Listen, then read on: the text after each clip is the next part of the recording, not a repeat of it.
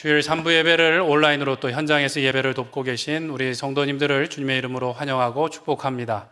우리 가정에서 다 가족분들하고 예배 드리실 텐데 우리 옆에 계신 가족하고 인사하겠습니다. 사랑합니다. 축복합니다. 저희가 코로나가 다시 확산되고 있어서 방역 지침에 따라서 전면적으로 온라인 예배를 드리고 있습니다. 방역 지침이 교회에 조금 불리하게 적용되는 측면이 없지 않아 있습니다. 그런데 성경에 보면 위에 있는 권세에게 복종하라, 모든 권세는 하나님께서 다 주셨다라고 말씀하고 있습니다. 저희는 그 말씀을 따라서 방역 지침을 잘 따르고 있고요. 또 우리 이웃에게 덕을 끼치기 위해서 잘 지켜나가길 원합니다. 비록 우리가 세상의 권세에 순복하지만 하나님께서는 그 권세들 위에서 지금도 우리를 다스리고 계신 줄 믿습니다. 이 어려운 시절이 지나가고 나면 하나님께서 이때에도 역사하셨구나, 이때에도 우리에게 은혜를 주셨구나 라고 우리가 고백하게 될 줄로 믿습니다. 그래서 이 2부 온라인 예배를 드리는 2주간 동안 고난에 대해서 살펴보길 원합니다. 우리가 겪게 되는 어려움을 하나님께서 왜 허락하셨는지, 또 그 일들 가운데 원하시는 것은 무엇인지를 살펴보기를 원합니다. 고난하면 제일 먼저 떠오르는 인물이 아마 욥일 것입니다. 욥은 아주 신앙이 뛰어난 사람이었습니다. 욥기 1장에 보면 성경이 그를 평가하고 하나님께서 그를 말씀하실 때 이렇게 말씀합니다. 그는 하나님을 경외하며 악에서 떠난 사람이다. 여러 번 반복해서 말씀하고 있어요. 그렇게 신앙이 좋은 욥이었는데 성경에 보면 고난을 받습니다. 그것도 아주 심각하고 어려운 고난을 받게 되는 것이죠. 욥기 시작에 보면 하나님께서 욥의 신앙을 칭찬하시는데요. 사단이 그 앞에 나와서 말합니다. 욥이 과연 어찌 까닭 없이 하나님을 경외하겠습니까? 하나님께서 욥에게 복을 주셨기 때문입니다 라고 도전을 하는 것이죠. 사단의 이 도발은 잘못되었지만 하나님께서 웬일인지 그 욥의 시험을 허락하셨습니다. 그래서 그 욥기 처음에 보면 욥의 아들들이 욥의 맏아들의 집에서 이제 같이 식사를 하고 있을 때였습니다. 욥은 다른 곳에 있었는데 한 종이 욥에게 달려와서 급하게 이야기를 합니다. 그것은 무엇이었는가 하면 밭에 있던 소들이 스바 사람에 의해서 약탈되고 종들이 모두 죽었습니다. 저만 간신히 도망쳐 왔습니다 라고 말을 하는데 그 말이 끝나기가 무섭게 또 한 사람이 들어왔습니다. 주인님, 저 들에 풀어놨던 양들이 하늘에서 불이 떨어져서 다 불살라 죽었습니다. 그 곁에 있던 종들도 모두 죽었습니다 라는 소식을 전해왔습니다. 그 말이 무섭게 끝나기가 무섭게 또 한 종이 들어왔습니다. 그리고 하는 얘기가 주인님, 저기 들에 풀어놨던 낙타들을 갈대아 사람들이 와서 다 훔쳐가고 그것을 지키고 있었던 종들도 모두 살해하고 말았습니다 라는 이야기를 하는 것이죠. 여기까지도 엄청난 일이 한 번에 벌어졌는데 그것이 끝이 아니었습니다. 또 다른 사람이 들어와서 하는 얘기가 큰일 났습니다. 당신의 아들들이 맏아들의 집에서 잔치를 벌이고 있었는데 돌풍이 불어서 천정이 무너지는 바람에 당신의 자녀들이 모두 죽었습니다 라는 이야기를 하는 것이죠. 이것은 성경에 교훈을 주기 위해서 예화로 만든 것이 아니라 실제로 있었던 욥의 이야기입니다. 실화인 거예요. 하루아침에 욥은 모든 재산과 자녀를 잃어버렸습니다. 욥의 심정이 어땠을까요? 재산을 다 잃어버리는 것은 그럴 수도 있을 것 같아요. 가끔 이렇게 우리 주위에도 보면 사업의 실패로 모든 재산을 잃어버리는 분들이 있지 않습니까? 그런데 이것보다 더 충격인 것은 아마 자녀들을 잃어버린 것일 겁니다. 모든 자녀들을 하루아침에 다 떠나보내는 그 심정이 어땠을까요? 성경에 보면 야곱이 요셉 한 명을 잃어버리고 나서 하는 얘기가 내가 스올에 내려가는 것 같다라는 이야기를 합니다. 스올은 뭐냐면 지옥에 내려가는 것 같은 심정이다라는 이야기를 그의 아들들에게 합니다. 욥의 심정이 어땠을까요? 이런 말로 표현할 수 없는 아픔과 고통이었을 것이다 라는 것이죠.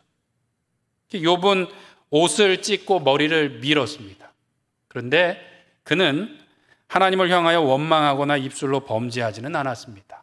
머리를 밀고 옷을 찢고 나서 엎드려서 하나님께 예배했다라고 말합니다. 그리고 하는 말이 하나님, 제가 알몸으로 이 땅에 왔으니 알몸으로 돌아갈 것입니다. 그리고 하나님께 말하기를 주신 이도 하나님이시고 거두신 이도 하나님이시니 여호와를 찬양합니다 라고 이야기했다라는 것이죠. 욥은 실로 대단히 신앙이 뛰어난 사람이었습니다. 우리가 모두 이 욥의 고백을 다 알고 있고 좋아하기는 하는데 막상 내가 어려움을 만났을 때 이 고백이 쉽게 나오시나요? 주신 분도 하나님이시니 다 하나님의 것입니다. 오늘도 나는 주님을 찬양합니다 라고 말할 수가 있을까요? 그렇게는 잘 안 되는 것 같아요. 욥은 이러한 신앙을 가지고 하나님께 범죄하지 않고 오히려 하나님을 찬양했어요. 그랬더니 하나님께서 다시 그 욥을 칭찬하셨습니다. 그리고 욥을 의심하며 시험했던 사단을 책망하셨어요. 그랬더니 사단이 하나님 앞에서 아니라고 이야기합니다. 하나님께서 만약 그의 살과 뼈를 치신다면 그는 분명히 하나님을 원망할 것입니다. 그는 그런 사람이 아니에요 라고 도전을 하는 것이죠. 참으로 이상한 일이지만 하나님께서 이번에도 다시 시험을 허락하셨습니다. 다만 욥의 생명은 해하지 말라라고 단서를 다루셨어요. 사단이 욥에게 육체의 질병을 내리는데 아마 문둥병과 같이 고통스러웠던 것 같습니다. 온몸에 종기가 나서 이 깨진 기와로 자기의 살을 긁어내지 않으면 견딜 수 없는 고통 가운데 있었어요. 하루아침에 온 재산과 가족들을 잃어버리고 거리에서 그렇게 누추한 모습으로 자기의 몸을 긁고 있는 그를 바라보면서 욥의 아내가 차라리 하나님을 저주하고 죽어버리라고 이야기합니다. 비참한 처지에 놓이게 된 것이죠. 하나님께 인정받았던 경건한 욥이었는데 왜 이런 어려움을 겪어야 됐을까요? 분명 사단이 충동하고 또 시험한 것이지만 하나님께서 허락하지 않으셨으면 됐을 텐데 왜 이것을 허락하셨을까 하는 것이 우리의 궁금증일 수 있습니다. 오늘 본문을 통해서 우리가 고난에 대해서 살펴보겠지만 사실은 하나님의 뜻을 다 이해하지는 못합니다. 찬송가 25장에 보면 멸류관 벗어서라는 찬송이 있는데 그 2절에 이런 가사가 있습니다. 하늘의 천사도 그 영광 보고서 고난의 신비 알고자 늘 흠모하도다. 고난의 신비를 알고자 천사들도 흠모한다라고 이야기하고 있습니다. 누구의 고난일까요? 예수님의 고난이 신비라는 거예요. 신비. 예수님께서 성육신 하시고 낮아지시고 고난받고 죽으셨는데 하나님께서 부활케 하시고 모든 이름 위에 뛰어난 이름을 주사 모든 무릎이 그 앞에 꿇게 하신 그것이 역설적일 뿐만 아니라 천사들도 이해할 수 없는 신비라는 것이죠. 천사들이 그것을 흠모한대요. 문제는 무엇인가 하면 그만큼의 고난은 아니어도 고난이 우리의 삶에 찾아올 수 있다는 것이고요. 천사들이 고난을 흠모한다 그랬는데 우리는 그렇게 흠모하지는 않는 것 같아요. 고난이 우리에게 분명히 유익인 것은 맞는데 고난받기를 흠모하시는 우리 성도님들 계신가요? 고난을 받았으면 좋겠다. 고난을 받아서 내 신앙이 정말 보석과 같이 나왔으면 좋겠다 하실 분들은 많지 않으실 거예요. 그것이 어렵고 힘든 일이기 때문에 우리가 그렇게 하기는 어렵습니다. 그럼에도 불구하고 아마 예배를 드리시는 우리 성도님들은 지금까지 살아오면서 크고 작은 어려움들, 역경들, 고난을 겪으신 줄 압니다. 어쩌면 지금도 경제적인 문제로 여러 가지 관계의 문제로 또 어려운 문제를 안고 하나님 앞에 눈물로 기도하시는 줄 압니다. 왜 신앙생활을 잘 하는데도 이러한 문제가 우리에게 생기는 것일까요? 그리고 열심히 기도하는데 왜 문제가 해결이 되지 않을까요? 주일학교에서 배울 때는 분명히 기도하면 하나님께서 복을 주시고 문제를 다 해결해 주신다고 했는데 그렇게 배운 대로 잘 안 되는 것 같아요. 옛날에 이제 부흥사분들이 많이 집회를 하실 때 보면 부흥사분들의 설교에는 이 패턴이 있습니다. 무엇인가 하면 말씀대로 끝까지 순종했더니 어떻게 해요? 하나님께서 말할 수 없는 복을 부어주셨다 이런 얘기. 그리고 그 다음에 이야기는 무엇인가 하면 말씀에 순종하지 않고 교회에서 다투었더니 일순간에 재산을 잃어버리고 병을 얻었다. 뭐 이런 얘기. 권선징악의 이야기들을 우리가 듣고 자랐습니다. 근데 신앙생활을 하면서 이런 법칙이 딱딱 들어맞으시던가요? 그렇지는 않은 것 같아요. 하나님께서 분명히 우리에게 복을 주시고 선한 길로 인도해 주시는 것은 맞습니다. 그런데 하나님의 시간과 하나님의 방법이 우리가 기대하는 것과는 조금 다를 때가 있다는 것이죠. 더 솔직히 말씀드리면 신앙생활을 하면 할수록 사실은 우리가 이해하지 못할 일들을 더 많이 겪게 됩니다. 신앙이 성숙한다는 것은 내 뜻대로 되기를 바라는 것이 아니라 하나님 뜻대로 되기를 바라는 것이기 때문에 사실은 내 계획대로, 내 방법대로 되지 않는 일들을 더 많이 만나게 되는 것이죠. 그래서 순복음교회에 보면 우스갯소리로 이런 얘기를 한다고 합니다. 열심히 전도해서 키워놓으면 어디로 가는가 하면 장로교회로 다 간대요. 왜냐하면 순복음교회는 왜 기도하면 다 이루어집니다. 그래갖고 열심히 전도하지 않습니까? 근데 신앙생활을 해보니까 신앙의 초기에는 그렇게 하나님께서 은혜를 부어주시는데 살아보니까 그렇지 않더라는 거예요. 그래서 자꾸 교인들이 어디로 가요? 장로교회로 떠나간다는 거예요. 우스갯소리이긴 하지만 우리가 살아가면서 보면 우리가 생각하지 못했던 고난들을 만날 때가 있어요. 신앙생활을 잘 해도 고난을 만날 때가 있고, 어떤 가정은 신앙을 떠나서 주의를 지키지 않는데도 사업이 잘 되고 잘 먹고 잘 사는 경우를 보게 되더라는 것이죠. 왜 이런 일이 있을까? 우리는 그것을 어떻게 받아들여야 될까요? 제가 정말 사랑하던 성도님 가운데에도 이런 분이 있습니다. 주일 성수를 아주 철두철미하게 하세요. 서울의 아주 유명한 대학을 나오시고 공공기관에 공기업에 취직을 하셔갖고 아주 잘 나가셨습니다. 근데 이분이 고신측 장로님 아들이었는데 하여튼 말이 통하기도 하고 다른 부분에 있어서는 굉장히 합리적이신데 주일 성수, 신앙생활은 아주 타협이 없어요. 어떻게 타협이 없으신가? 주일날 시험 치는 것은 안 되는 거예요. 주일날 뭔가 일을 하는 건 안 되는 거예요. 이분이 공기업을 다니시는데 주일날 있는 자격시험, 진급시험을 하나도 안 치셨어요. 지금보다 옛날에는 이 주일날 치는 시험이 많았는데 하나도 안 치다 보니까 어떻게 되셨을까요? 일찍 퇴직을 하실 수밖에 없었죠. 후회도 없고 이분은 그거에 대해서 전혀 거리낌이 없어요. 실력이 있다 보니까 나오셔서도 친구와 함께 사업을 했는데 회사는 잘 됐어요. 사람이 너무 좋다 보니까 이익을 다 동업자가 가져가고 이분의 삶은 그렇게 넉넉하지가 못하셨어요. 그럼에도 불구하고 구김도 없으시고 신앙생활에 있어서 많은 성도들에게 본이 되는 존경받는 분이었습니다. 그런데 형편은 좋지 못했어요. 분명히 부흥사분들이 말할 때 그렇게 열심히 신앙생활을 하면 복을 주셔야 되는데 그렇지 못하더라는 것이죠. 이런 경제적인 문제, 또 질병의 어려움을 겪는 경우도 있지만 정말 사역을 하다 보면 어려운 경우를 만나게 됩니다. 신앙이 정말 좋은 가정인데 갑자기 가족을 떠나보내야 되는 경우가 있어요. 슬픔을 당하는 경우. 그 중에서도 금쪽같이 키운 자녀, 신앙이 좋고 공부도 잘하는 자녀가 먼저 세상을 떠나는 경우가 있습니다. 제가 사역하면서 본 경우는 정말로 신앙이 좋은 자녀가 친구를 전도해서 교회에 나왔어요. 친구들을 전도해서 교회에 나오다가 이 교회에서 집이 그 길 건너에 있는데 그 친구들과 함께 교회에서 예배드리고 가다가 사고를 당해서 세상을 떠난 경우도 있어요. 부모님의 마음이 어땠을까요? 하나님께서 왜 그 아들을 데려가셨는지 우리는 설명할 수 없고 무엇으로도 위로할 수가 없습니다. 우리는 살아가면서 정말로 이해할 수 없는 고난과 역경을 만날 때가 있다는 것이죠. 우리가 이 코로나를 겪으면서 사실 무덤덤해졌지만 우리도 이 코로나 가운데 사실은 전쟁 같은 상황을 지나고 있습니다. 세계대전은 지났지만 이렇게 교회에 모이지 못하는 경우가 거의 없었어요. 그리고 코로나 때문에 경제적인 어려움을 겪는 가정들도 있고요. 또 우리의 자녀들, 또 우리 청년들은 취업을 못해서 지금 1년 반, 2년째 속을 태우고 있는 경우들도 있습니다. 또 코로나가 아니어도 우리 성도님들의 가정마다 여전히 해결되지 않은 기도의 제목들이 있는 줄 압니다.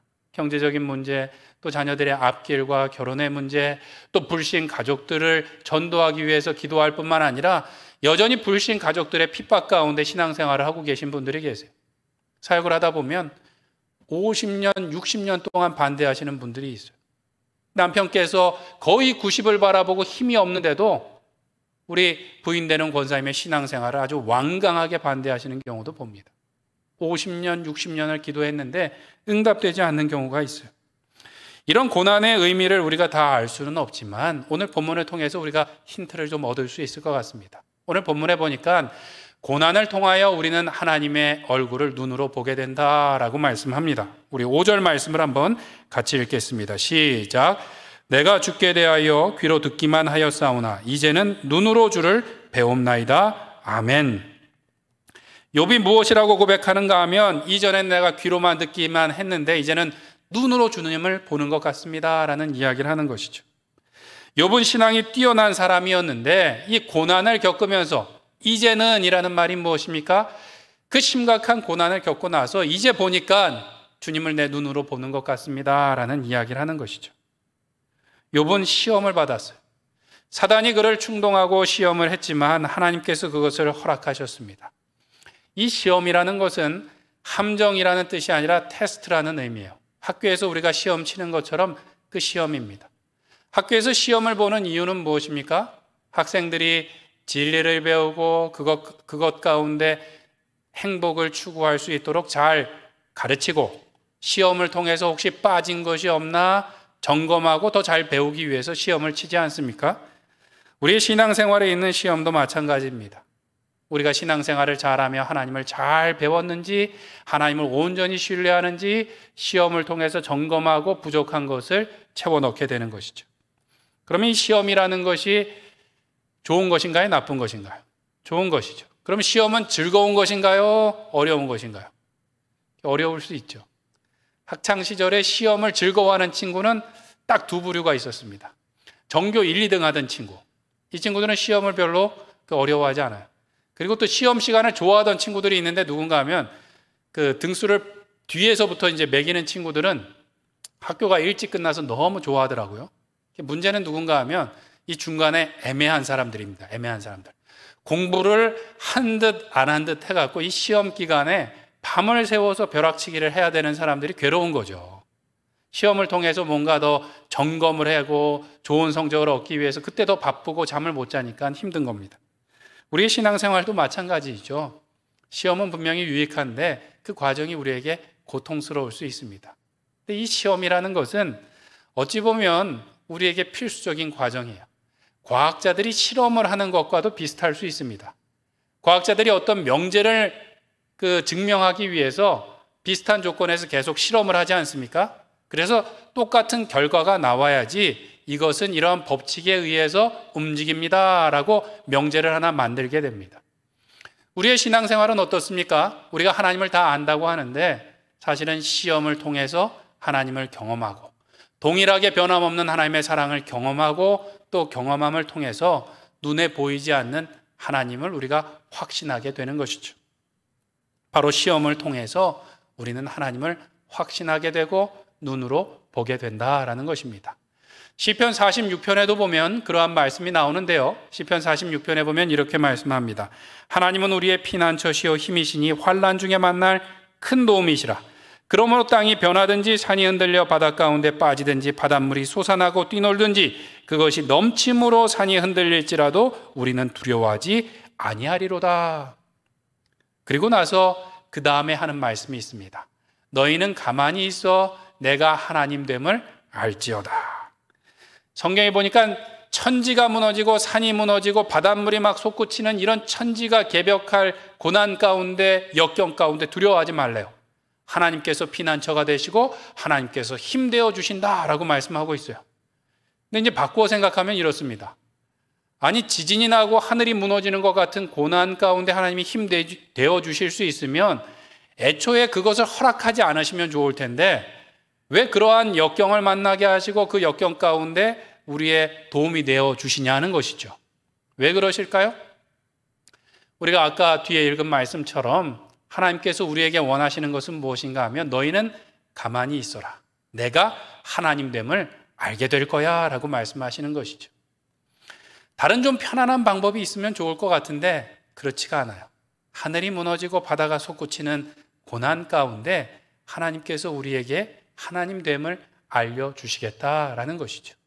오늘 욥이 고백한 것도 이와 같습니다. 그가 어려운 고난을 통하여 이제는 눈으로 주님을 보는 것 같습니다 라는 이야기를 해요. 눈으로 주님을 본다는 건 뭐예요? 더 선명하게 주님을 알게 되었습니다.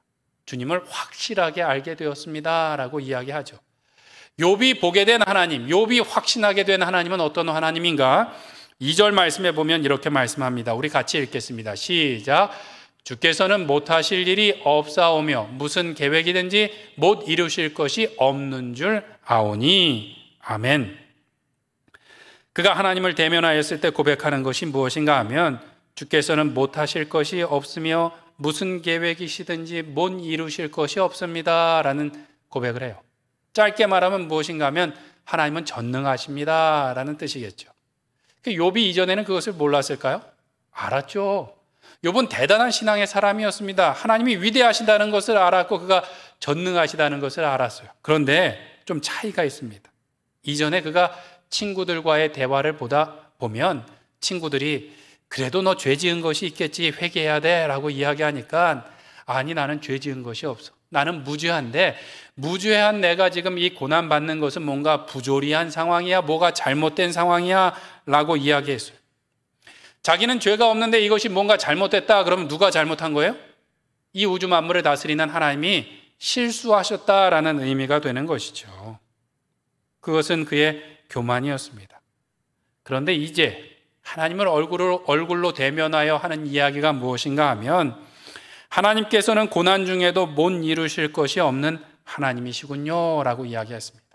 하나님은 의인에게도 고난을 주실 수 있는 분이군요. 그런데 그 고난이 최악이라고 생각하고 그것이 악한 일이라고 생각했는데 그 가운데에도 하나님은 선을 이루시는 전능하신 하나님이시군요 라는 것을 고백하고 있는 것입니다. 이것은 요셉에게도 마찬가지였습니다. 요셉은 형들에게 죽임을 당할 뻔하다가 간신히 살아남았는데 애굽의 노예로 팔려나갔습니다. 그는 노예 생활을 하면서도 하나님을 잊지 않고 그 말씀을 따라갔는데 결과는 무엇이었는가? 모함을 받아서 감옥에 갇히게 되었어요. 그 가운데도 그가 하나님을 끝까지 붙들었더니 우리가 알고 있는 것처럼 애굽의 총리가 되었습니다. 형들이 그를 만나고 나서 모든 것을 용서했음에도 불구하고 두려워서 떨어요. 그때 요셉이 형들에게 했던 말이 무엇인가 하면 창세기 50장에 당신들은 나를 해하려고 하였으나 하나님은 그것을 선으로 바꾸사 오늘과 같이 많은 백성의 생명을 구원하게 하시려 하셨습니다 라고 이야기하고 있어요. 형들은 나를 죽이려고 했는데 하나님께서 그것을 선으로 바꿔주셨어요.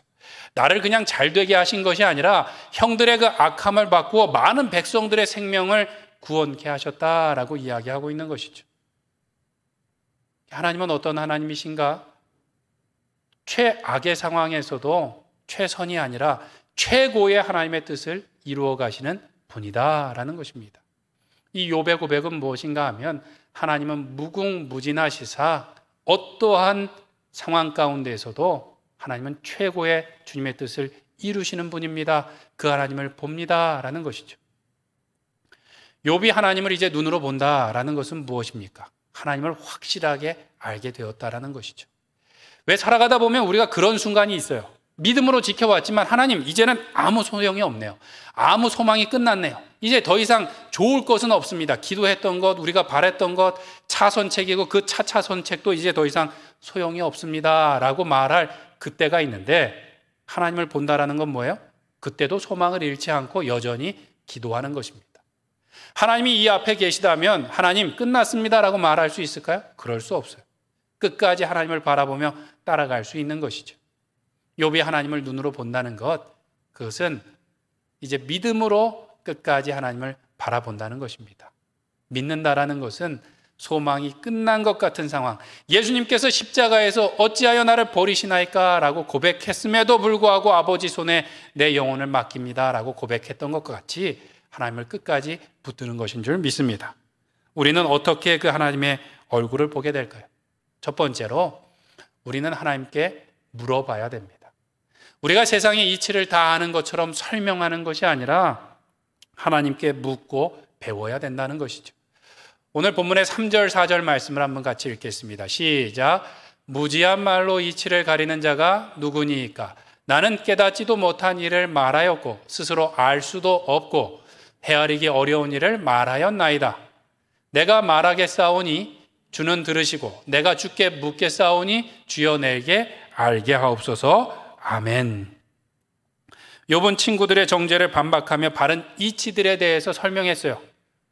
이것이 잘못된 거야 라고 설명을 했는데 그것이 욥의 교만이었다는 것입니다. 하나님께서 욥을 찾아오셔서 하는 말씀이 전능자와 다투고 전능자를 탓하려고 하는 자는 대답하라 라고 이야기합니다.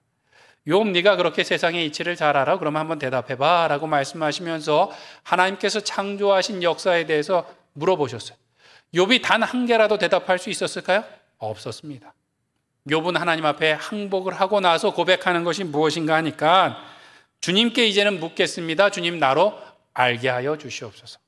내가 말하니 들으세요 이게 아닙니다. 주님 이전에는 제가 다 아는 것처럼 하나님 앞에 떠들었는데 이제는 모르겠습니다. 제가 주님께 묻겠습니다. 주님 저에게 알려주세요 라고 고백하고 있는 것이죠. 우리가 사람들 앞에 또 하나님 앞에 다 아는 것처럼 설명할 때가 아니라 하나님 제가 모르겠습니다 라고 묻고 나갈 때 우리가 하나님의 얼굴을 보게 될 줄로 믿습니다. 고통의 은혜라는 책을 썼던 켄 가이거라는 목사님이 이런 이야기를 합니다. 우리가 기도할 때 너무 쉽게 결론을 짓는 경향이 있대요. 그냥 대충 하나님의 뜻이겠거니 그냥 덮어주는 경향이 있는데 우리의 기도의 자세는 무엇인가? 하나님 저는 알지 못합니다. 알려주세요 라고 끝까지 묻고 나가야 된다는 것이죠. 그냥 기도할 때 떨렁 해답을 딱 얻게 되는 것이 아니라 우리가 그렇게 하나님께 묻고 나가는 것이 우리의 성화의 과정이다라는 이야기를 합니다. 그 책에 보면 한 가지 이야기가 더 나오는데요. 그 2차 세계대전이 끝나고 독일의 강제 수용소에서 살아남은 유대인들이 있습니다. 그 가운데 엘리 위젤이라는 사람이 있어요. 13살의 아우슈비츠에 가족들하고 같이 들어갔습니다. 몇 년이 지나고 그가 살아남았는데 혼자 살아남았어요. 13살짜리 소년이 그 참혹한 수용소에 들어가서 간신히 혼자 살아남았습니다. 정신이 제정신이었을까요? 그는 충격에 빠져서 몇 년 동안 한마디도 안 하고 표정도 없이 그냥 돌처럼 지냈대요. 주위에서 그를 돕고자 애썼지만 그는 변화가 없었습니다. 그래서 그 유대인 랍비 중에 존경받는 모쉐라는 사람을 초청해서 이야기하게 했대요. 모쉐라는 선생이 와서 이 엘리 위젤을 보자마자 그냥 대뜸 질문을 했대요. 기도할 때 우는 이유가 무엇입니까? 그랬더니 엘리 위젤이 왜 우는지 저도 모릅니다 라고 귀찮은 듯 대답했대요. 아니 처음 보는 사람이 와서 질문하는데 뭐 왜 우냐고 물어보는데 그거는 마음에서 뭔가 뭉클해서 우는 것이지 무슨 왜 사냐고 왜 숨을 쉬냐고 묻는 것과 똑같더라는 거예요. 그런데 그 하나의 질문이 이 돌처럼 굳어 있었던 엘리 위젤의 마음을 움직이기 시작했대요. 왜였지? 그러면서 그 마음이 움직이면서 그 다음에 이 모쉐라는 선생님하고 계속 만나면서 이야기를 하고 그 마음이 녹아졌대요. 그 이 모쉐라는 스승이 자주 했던 말을 그 엘리 위젤이 기록했는데요. 무슨 말을 했는가? 모든 질문은 답변이 줄 수 없는 것을 말해주는 힘을 갖고 있습니다 라는 말과 함께 인간은 하나님께 드리는 질문을 통해서 하나님께 가까이 갈 수 있습니다 라는 이야기를 했다는 것이죠. 이 말을 엘리 위젤이 왜 기억했을까요? 그 참혹한 고난을 겪고 났는데 무엇으로도 설명이 안 되는 거예요. 왜 이러한 일들이 있었는지, 나는 왜 그런 일들을 겪었는지, 그럼 나는 이제 어떻게 살아가야 되는지 답이 없다는 거예요. 그런데 그 스승이 하는 얘기가 질문의 힘이 있다. 우리가 하나님께 가까이 나가는 것은 질문을 통해서라는 거예요. 하나님 왜 그랬습니까? 라고 날마다 물으라고 이야기하니까 그가 다시 기도하게 되었다라는 것이죠. 한날은 이 엘리 위젤이 그의 스승에게 물었대요.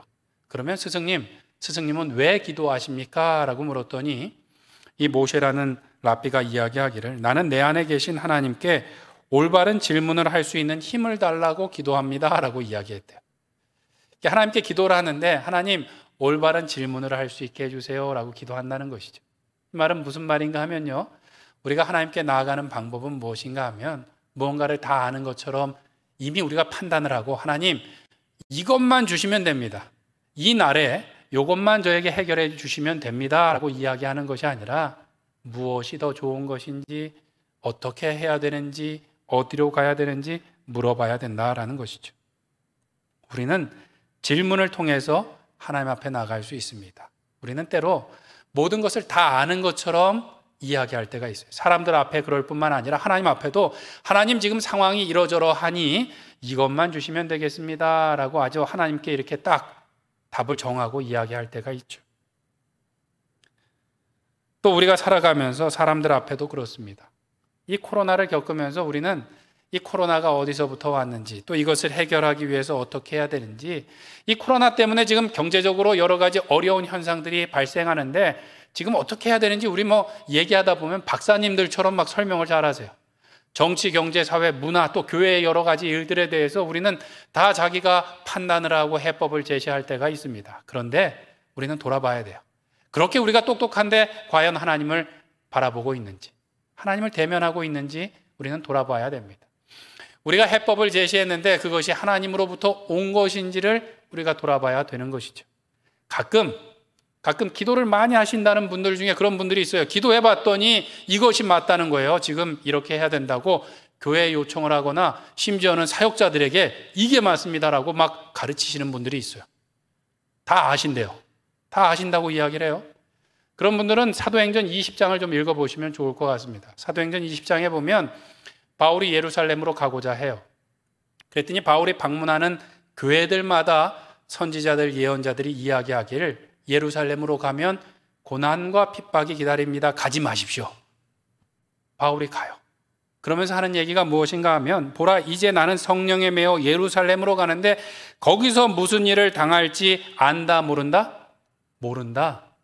그런데 내가 가는 곳마다 성령께서 말씀하시기를 그곳에 가면 고난이 기다린다고 말한다. 그런데 내가 달려갈 길과 주 예수께 받은 사명, 곧 하나님의 은혜의 복음을 증언하는 일을 마치려 하면은 나의 생명조차 아깝지 않다라고 말하고 그 길을 가는 것이죠. 누가 하나님의 뜻을 알았나요? 바울에게 권면했던 교회들인가요? 바울인가요? 우리는 하나님의 뜻을 다 안다고 말하면 안 됩니다. 오히려 죽기까지 순종하도록 끝까지 묻고 그 길을 따라가야 되는 것이죠. 바라기는 그 하나님께 더 많이 묻고 또 오늘도 그 뜻에 순종하기를 작정하심으로 우리의 삶의 처소에서 하나님의 얼굴을 대면하여 보시는 우리 모든 로뎀교회 성도님들 되시길 간절히 축원드립니다.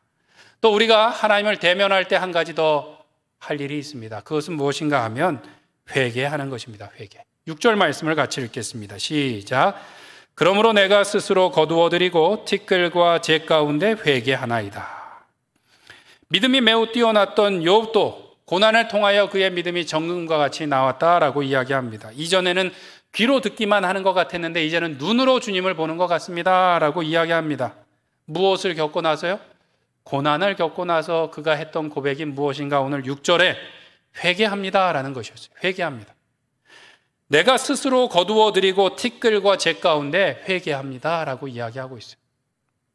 벼는 익을수록 고개를 숙인다고 이야기하죠. 신앙도 성숙할수록 더 겸손하게 되는 줄 믿습니다.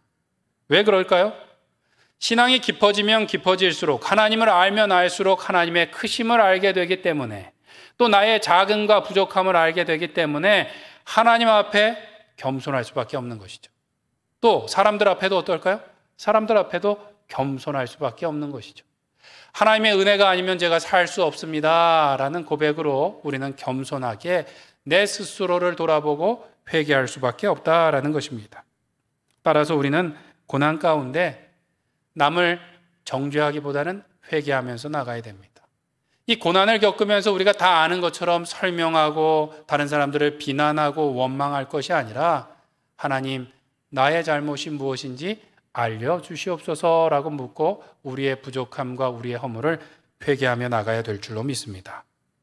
일례로 우리가 코로나를 겪고 있는데 이 온 세계가 어려움을 겪고 있으면서도 뭔가 하나 되기보다는 서로 이기적인 일들이 많이 발생해요. 이것이 다 중국 때문이다. 그러고 막 그 인터넷이나 사람들 인터뷰를 보면 막 중국을 욕하는 이야기들이 많이 나옵니다. 그뿐인가요? 그래도 우리나라는 이 코로나를 잘 막고 있다고 생각하는데 어떤 분들 보면 이 정권이 지금 아주 실패해갖고 우리가 아주 어렵게 됐다라고 막 분노에 차서 이야기하시는 분들도 있습니다. 또 이 시국에 술집에를 왜 가냐, 여행을 왜 다니냐, 왜 부주의하게 하냐, 물론 잘못한 부분들도 있겠지만 이때 막 원망하고 분노에 차 있는 경우들이 있다는 것이죠. 이것은 우리의 일상생활에도 비슷한 것 같아요. 우리가 살아가다가 큰 고난이 아니어도 어려움을 만날 때가 있어요. 경제적인 어려움을 만날 때가 있고 자녀들의 문제가 생기면 가장 먼저 하는 것이 무엇인가요? 가족이 다 손을 붙들고 이렇게 하나님 앞에 엎드려서 기도하나요? 아니면 뭔가 해결하겠다고 이야기하다가 이렇게 다투게 되나요? 다투는 경우가 조금 더 많으시죠? 다투는 경우가 조금 더 많아요. 문제가 터지면 이것이 왜 왔는지뿐만 아니라 누구의 잘못인지를 따지다가 부부싸움을 하기도 하고 아이와 다투기도 하고 관계가 깨질 때가 있어요. 그런데 성숙한 사람은 어떻게 될까요? 문제를 만나면 하나님 앞에 먼저 엎드리게 됩니다. 자기의 잘못을 돌아보고 회개하게 되는 것이죠. 인간관계에 있어서도 성숙한 사람은 어떻게 해야 돼요? 다툼보다는 나의 잘못을 먼저 사과하는 사람이 더 성숙한 사람이에요. 다툼이 없을 수는 없지만 뭔가 문제가 생겼을 때 나에게 잘못한 것이 조금이라도 있다면 그것을 먼저 사과하는 것이 성숙한 사람인 것이죠. 이것이 믿음입니다. 성령 충만하다는 것은 우리가 잘못을 전혀 안 하는 것이 아니라, 실수를 전혀 안 하는 것이 아니라 성령의 음성을 깨닫고 즉시로 돌이키는 것입니다. 내가 잘못했습니다. 회개합니다. 내가 미안합니다. 내가 잘못했습니다. 라고 말하는 것이 성령 충만한 사람이라는 것이죠. 그런데 우리는 살아가다 보면 어려움을 만났을 때 반대로 하는 경우가 있어요. 기도하고 주님 앞에 내 잘못이 무엇인지를 알게 해달라고 구하는 것이 아니라, 하나님께 나가는 것이 아니라 사람들에게 나가요.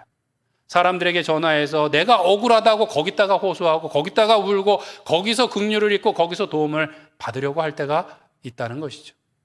어려움을 만나면 어떻게 되나요? 하나님 앞으로 나아가야 됩니다. 누구 앞에 울어야 되나요? 하나님 앞에 울고 하나님 앞에 긍휼을 구하고 하나님의 도움을 구하는 것이 우리의 믿음인 줄 믿습니다. 만약 우리가 정말 억울하고 어려운 일을 만나서 그때 하나님을 이렇게 딱 만났어요. 상상해 보시기 바랍니다. 내가 정말 어려운 일을 만나고 억울한 일을 만났을 때 하나님이 딱 하고 짜잔 하고 나타나셨어요. 그럼 하나님 앞에 무슨 이야기를 하실 것 같으세요? 하나님의 얼굴을, 빛나고 거룩하고 크신 하나님의 얼굴을 뵐 때 하나님 잘 만났습니다. 아무개 때문에 제가 정말 힘듭니다. 이런 얘기를 할 수 있을까요? 성경에 보면 하나님을 볼 때 그렇게 할 수가 없어요. 그 영광의 빛에 우리가 어떻게 될까요? 누구 얘기를 할까요? 남 얘기를 할까요? 내 얘기를 할까요? 내 얘기를 할 수밖에 없는 것이죠. 나의 부족함을 고백하며 하나님 앞에 나갈 수밖에 없다는 것입니다. 우리는 회개함으로 주님 앞에 더 가까이 나가길 원합니다. 어려움을 만났을 때 나의 부족함은 무엇이었는지, 나의 부끄러움은 무엇이었는지 회개함으로 주님 앞에 더욱더 가까이 나가 그 얼굴을 대면하기를 소원합니다. 주님 앞에 나의 부끄러움과 부족한 것을 고백하는 것은 실패가 아니라 오히려 순결하고 정결하고 거룩함으로 주님을 대하는 방법인 줄 믿습니다.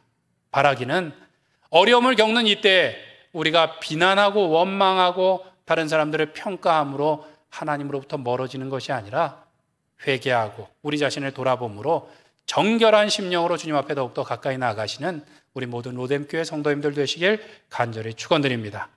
말씀을 맺겠습니다. 사랑하는 성도 여러분, 우리는 코로나라는 이 재난 가운데 살아가고 있습니다. 코로나뿐만 아니라 이로 인한 경제적인, 사회적인 어려움을 겪고 있습니다.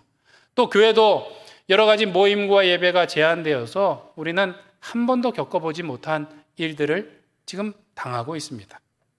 언젠가 이 모든 것들이 지나가게 될 것은 확실해요. 중요한 것은 무엇인가 하면 이 시간을 우리가 어떻게 보낼 것인가 하는 것이 중요합니다. 고난을 통하여서 우리가 다 끝난 것 같지만 하나님께서는 분명히 이 가운데에도 주의 선을 이루실 것인데 우리는 어떻게 할 것인가? 바라기는 이때에 우리가 모든 것을 다 아는 것처럼 이야기하고 또 불평과 원망으로 하나님으로부터 멀어지는 것이 아니라 하나님 우리에게 알려주시옵소서. 하나님 우리의 부족한 것을 깨닫고 돌이키게 하여 주시옵소서. 회개함으로 나감으로 하나님의 얼굴을 가까이 대면하는 우리 로뎀교회 성도님들 되시길 간절히 축원드립니다.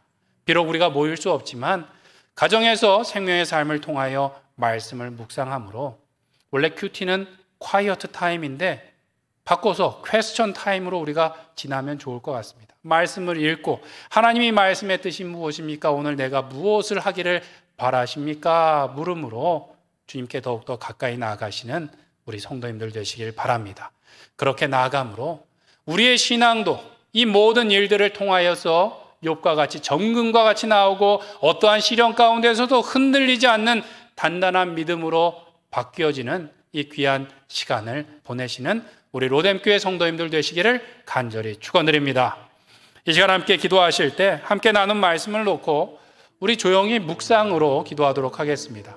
하나님, 우리가 다 아는 것처럼 주님 앞에 설명하고 해답을 제시하지 않게 하여 주시옵소서. 오늘도 하나님의 뜻이 무엇인지 겸손히 묻게 하여 주시옵고 그 가운데 하나님의 마음을, 하나님의 뜻을 배우게 하여 주시옵소서. 우리가 모든 것을 다 아는 것처럼 판단하고 비난하고 원망할 것이 아니라 오늘도 내 자신을 먼저 돌아보게 하여 주시옵고 하나님 앞에 엎드려 울게 하여 주시옵고 하나님 앞에 엎드려 긍휼을 도우심을 구하는 주의 자녀들 되게 하여 주시옵소서. 우리 같이 묵상으로 기도하도록 하겠습니다.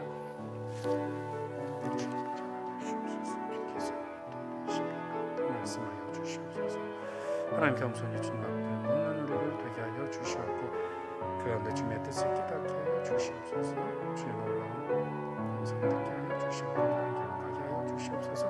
하나님의 얼굴을 대면하여 보게 하여 주시옵고 또한 상황 가운데서도 포기하지 않고 주님을 따라가는 우리가 되게 하여 주시옵소서. 판단하고 정죄하고 원망하는 것이 아니라 하나님, 온전 주님 앞에 나아가 울며 도움을 구할 수 있는 우리가 되게 하여 주시옵소서. 사랑이 많으신 하나님 아버지, 코로나19라는 어려운 재난 가운데 하나님, 알 수 없는 길을 우리는 걸어가고 있습니다. 하나님, 코로나19뿐만 아니라 이 시간 가운데도 경제적으로 또 여러 가지 관계의 문제로 어려움을 겪고 있는 우리들의 상황을 주님께서 아시오니 하나님, 위로하여 주시옵고 긍휼히 여겨 주시옵고 주의 도우심을 힘입게 하여 주시옵소서. 오늘도 모든 것을 다 아는 것처럼 주님 앞에 나아가는 것이 아니라 주님, 우리들은 알지 못합니다, 주님 알려주시옵소서라는 겸손한 마음과 하나님 앞에 우리 자신을 돌아보고 회개하며 돌이킴으로 하나님의 긍휼과 은혜를 덧입는 우리 모두가 되게 하여 주시옵소서.